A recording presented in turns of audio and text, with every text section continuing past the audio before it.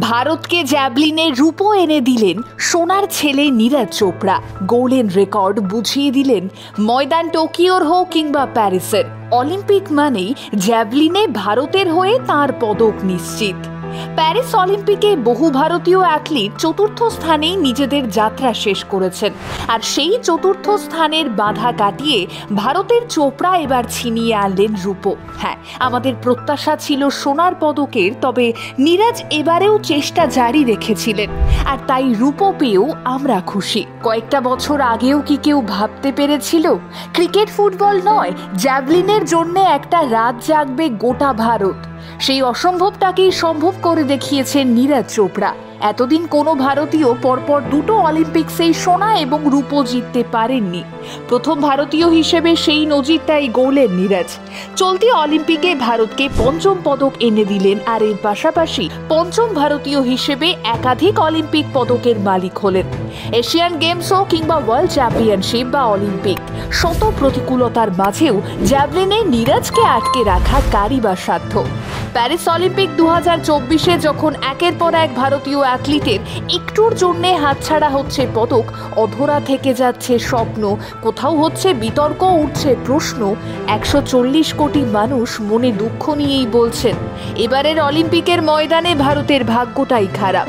তখন সেই আঘাতে প্রলেপ লাগালেন ভারতপুত্র নীরজ চোপড়া। ভারতবাসীকে এনে দিলেন অলিম্পিকের রূপোর স্বাদ। আর খেলা শেষ হতেই জানা গেল নীরজ এই পুরো জার্নিটা চোট নিয়েই খেলেছেন। কুঁচকিতে চোট নিয়ে ভুগছেন তিনি বেশ কিছুদিন যাবৎ। চিকিৎসকরা জানিয়েছিলেন অস্ত্রোপচারও করতে হতে পারে, কিন্তু তার জন্যে অলিম্পিকে নীরজ খেলবেন না, তা আবার হয় নাকি? ফলত চ্যালেঞ্জটা তিনি নিলেন। বলার অপেক্ষা রাখে না, অলিম্পিকের জ্যাভলিন ফাইনাল নিয়ে আগে থেকেই উত্তেজনা ছিল তুঙ্গে। 140 কোটির চোখ ছিল ভারতের ছেলে নীরজের ওপর। নীরজের কাঁধে ভর করেই নতুন করে স্বপ্ন দেখেছিলেন সকলে। না, নিরাশ করেননি নীরজ। অপ্রত্যাশিত চোটটা নীরজকে খানিকটা ব্যাকফুটে ঠেলে দিল, তবে দমে যাননি ছেলেটা। বরাবরের মতোই নিজেকে উজাড় করে দেওয়ার চেষ্টা চালিয়ে গেলেন শেষ অবধি। দ্বিতীয় থ্রোটা পৌঁছে গেল প্রায় 90 মিটারের কাছাকাছি।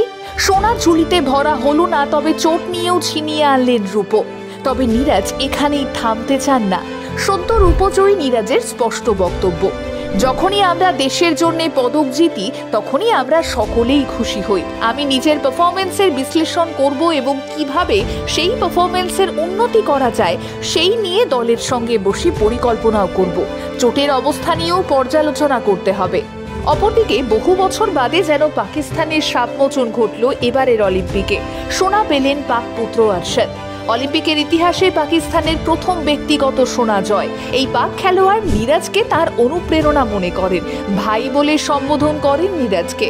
আরশাদের আগেও একাধিকবার বলেছেন তার জীবনে অনুপ্রেরণা নীরজ চোপড়া। হ্যাঁ, চোপড়াই তার আইডল। এবারেও ব্যতিক্রম হলো না। নীরজ চোপড়ার সঙ্গে একটি ছবি পোস্ট করে আরশাদ লেখেন, আমরা সবসময় খুব ভালো বন্ধু।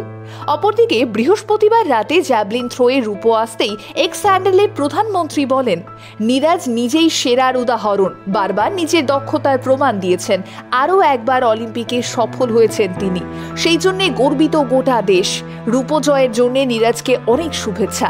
আগামী দিনে আরও অনেক অ্যাথলিটকে অনুপ্রেরণা যোগাবে নীরজের এই সাফল্য। তারাই গর্বিত করবে দেশকে। আসলে এটাই তো খেলা, তাই না? এরাই তো খেলোয়াড় যারা ময়দানে নিজের সেরাটা দেন, তবে তারপরও নিজেকে আরও ঘষে মেজে আরও খানিকটা ভালো করার চেষ্টা চালিয়ে যান।